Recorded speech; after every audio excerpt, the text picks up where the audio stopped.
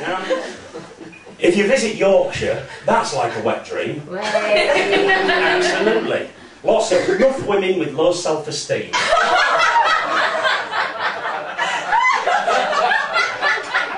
And even lower expectations. Only in Yorkshire will you find women who wear t-shirts that say, "Don't spike my drink," on the front. And on the back, "Just ask."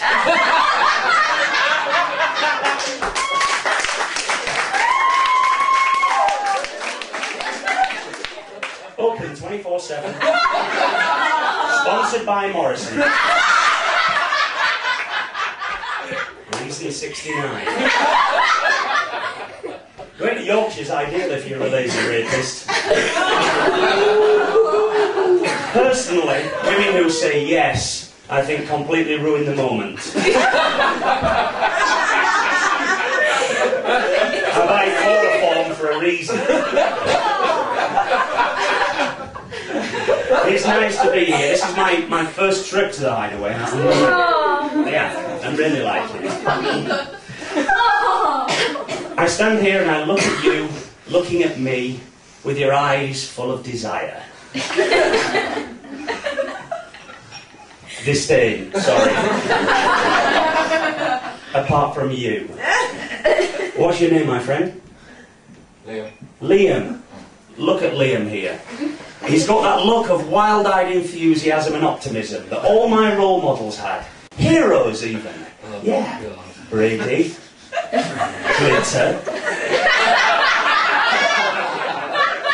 Joseph Fritzl.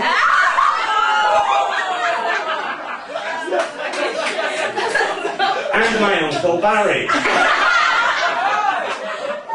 Now, my Uncle Barry once said, "A bird in the bush is worth two in the hand." The judge said, "That's as may be, but this bird didn't have a bush and he got 14 years old."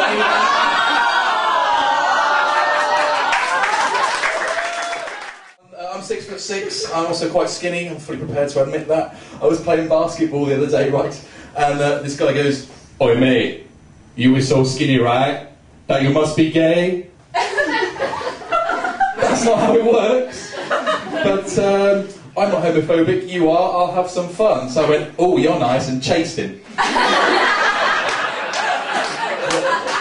There's no rule against it. Referee blew up, right, went, "Dribbling violation." I said, "Sorry, but he is scrummy."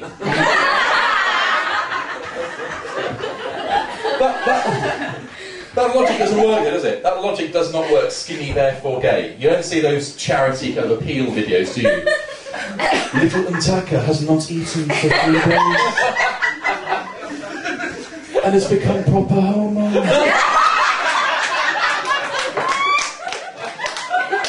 But for just £5 a month, you can get them started in a musical theatre. Yes. So good. I'm liking this table over here. There's a girl here drinking a pint with a straw. Because you're dainty. I can't help but think that one of you might get fingered against the bin later, but you'll react. You'll be wearing a thimble for protection. Because I actually live with my parents, ladies. I really shouldn't come on to you girls. I'm not. Does that make me a paedophile? I'm not sure. I'll find out later. Jokes. What's the rule? Do you want to see my ID? That is literally the creepiest thing I have ever heard in my life. Want to see my ID? I'm not a paedophile. How do you know that?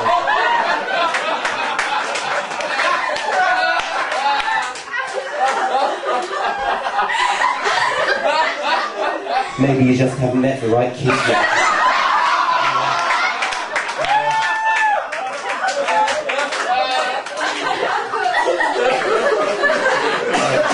I can already see at this very early point material isn't going to work for me.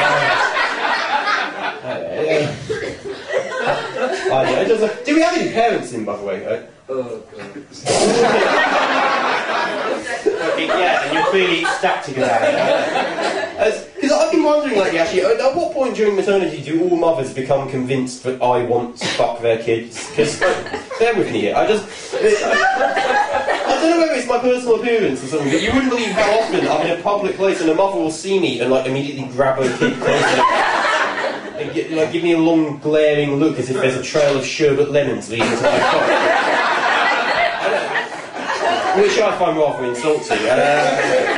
I find it particularly insulting when parents with really ugly kids do this. When I was walking down the street, this woman's like clutching her kid's hands. I was like, fucking, in your dreams. I mean, nothing personal, but yeah, he's no Macaulay Culkin.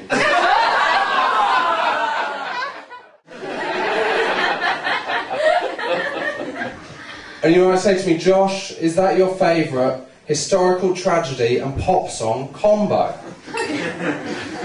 And I'd say no. It's my second favourite historical tragedy and pop song combo. My favourite is the death of Princess Diana. Often that gets a bad reception, and I presume it's because no one likes Candle in the Wind.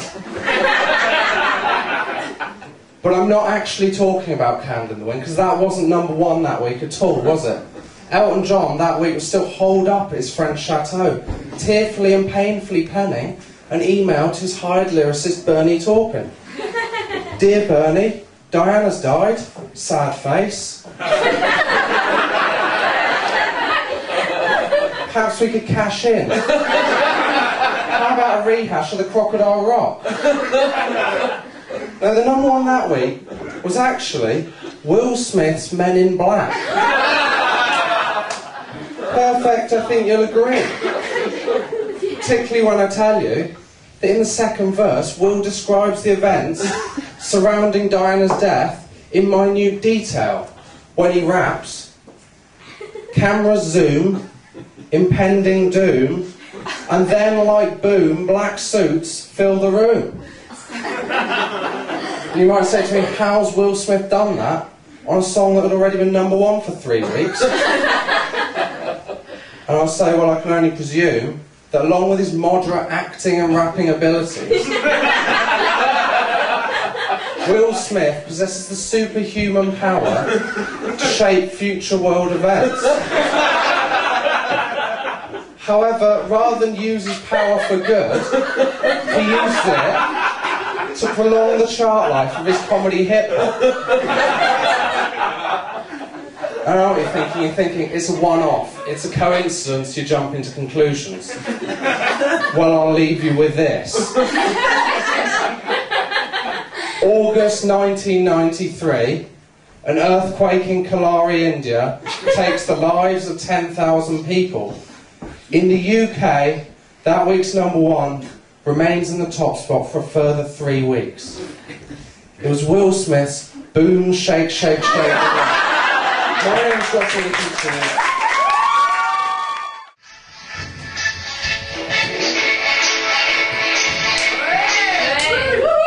And then next time.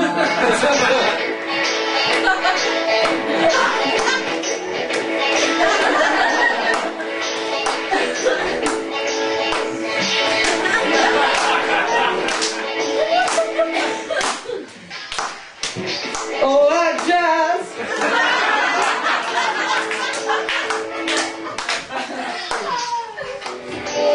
Oh, that jazz!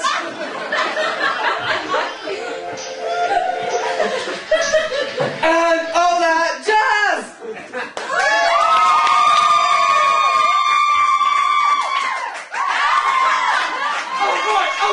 Right?